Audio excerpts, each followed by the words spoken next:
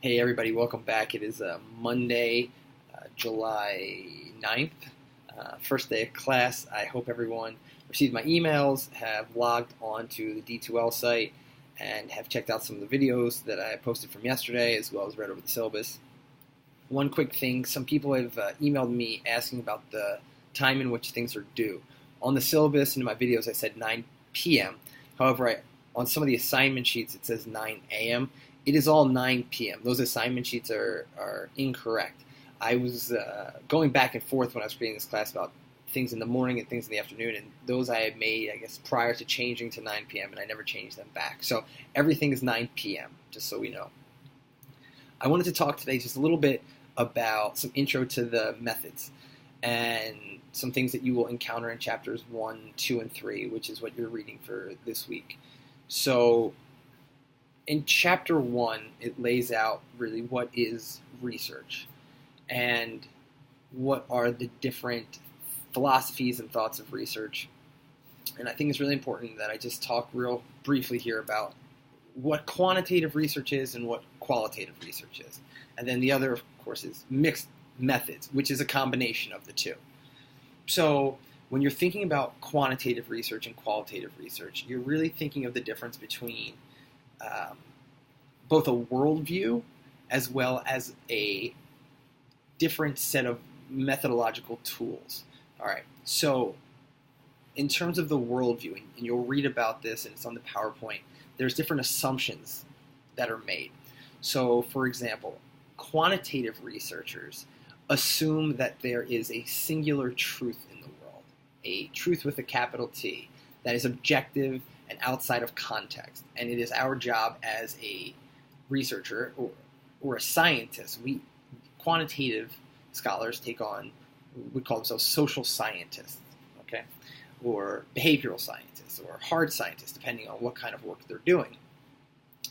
But they follow the scientific method, and that is that there's a truth out there, and it is our job to go out and find it objectively. And there's a single truth. The qualitative researcher has the worldview of multiple truths. Truths a matter of context. It can change. It is subjective.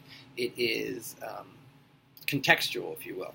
And there are no singular truths, but the job is to go out and describe what exists in a particular context or thing of that nature. A qualitative scholar is not, I would not say, a scientist, quote unquote. Now, this does not make it good or bad. It's just the difference. So it's important to note. A quantitative scholar says that I'm a scientist, and quantitative scholars follow the same methods that a scientist in physics would, or any other hard science. So, for example, quantitative scholars use surveys and experiments and things of that nature. A qualitative scholar may use methods such as interviews, focus groups, observations, right? One of the big differences in qualitative versus quantitative research is qualitative research is inductive, whereas quantitative research is deductive. So quantitative research means using theory and existing research to form a hypothesis or a prediction about something. Once you form this prediction, you then use your methodological tools, whether that be a survey, an experiment, whatever, to determine whether or not your prediction holds up. A qualitative scholar doesn't enter into research with a hypothesis or prediction. They enter with a question or the idea of, what may I find in this situation or scenario? They then go out, collect data, whether that be through interviews, observations, whatever it is. They collect data, look at that data, and then subjectively, using a set of tools, say, here's what I can kind of glean from this. Whereas the quantitative scholar makes all of the predictions up front, tells you what they expect to find, objectively collects that data, objectively analyzes that data to see if it is, in fact, in support of the prediction that was made. This is a big difference. Okay? Now, there's a great debate which is better? What should you use? Quantitative research, qualitative research. And you'll find people that fall into, typically people fall into one of the two camps. You don't see people really doing a lot of mixed methods work. Of course, it exists, it's out there, and it's great.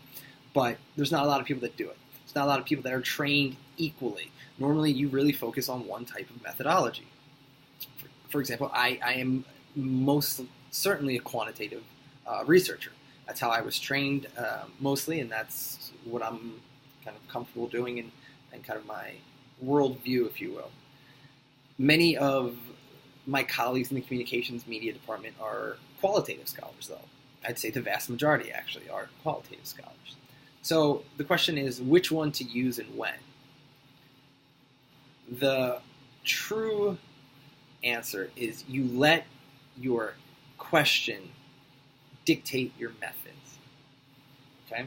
You shouldn't theoretically go into a study saying, I'm going to do a quantitative study or a qualitative study. You should let the thing you're studying tell you what is the best methods to follow. Now, we say that, but realistically, people choose and design research based on the kind of work they do. And there are advantages and disadvantages to both types of quantitative and qualitative research, we'll say. For example, if there isn't a lot of research on a particular topic, if it's new, if there isn't a lot of theory or something, and you aren't able to make a lot of predictions about something, well, then it's probably beneficial to do qualitative research, where you go out, you see what's going on in the world in terms of that phenomena of interest, and then you make some kind of conclusions. Then, quantitatively, take that research and test it using the scientific methods. If there's a lot of research that's already out there and stuff, and you're building on existing research, which is what science is, it builds small incremental steps, and you're able to make predictions using theory, then you should test quantitatively, perhaps. Now, there's no hard and fast rules to these things, but they're rules of thumb, if you will. So, number one, you let your question dictate your method. Whatever method is best to get the results you are trying to find. Number two, you have to think of yourself, and one of the discussion prompts will ask you, what kind of worldview do you have? Do you believe that there are multiple truths and it's contextually bound and things of that nature? Or do you believe in single truths out there that we go out and find? Now, you can have either view and still use other methodologies, but it's just a good thought experiment. The other thing that's important to note is there are, even though we think of surveys as quantitative and we think of experiments as certainly quantitative, and we think of interviews and focus groups and things like that as observations as qualitative, you can do quantitative work using some qualitative methods. For example, quantitative work always takes whatever information is gathered and turns it into numbers.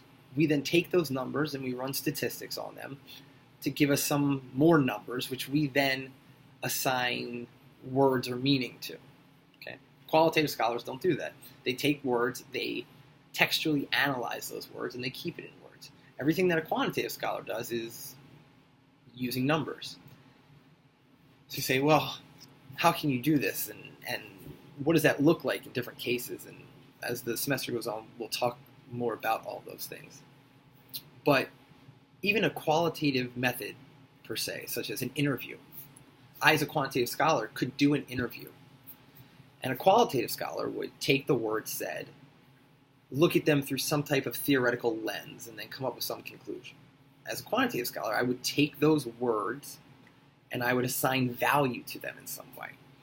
For example, I would assign every time, maybe if I was interviewing whether or not people find violent media content, viewing it, to lead them to be more aggressive. I could interview them, ask them a question, and then assign a value. Every time they say aggressive word, or this or the other, I'd add a point, 2 points, 3 points, whatever. I mean, this is very simplified, overly simplified, but that's the basic gist of it. I then take those numbers, analyze them, and kind of compare how different people add up, if you will. So it's just an example. So like I said, there's big differences between qualitative and quantitative work. Mixed methods is some combination of both. You would be using qualitative methodology and quantitative methodology in the same set of studies. So, like I said, it's rare because it's a lot of work, it's a lot of time, and not a lot of people are trained to do both kinds of work equally well. So unless you are collaborating with someone who has that skill set, it's not something you typically find a single person doing.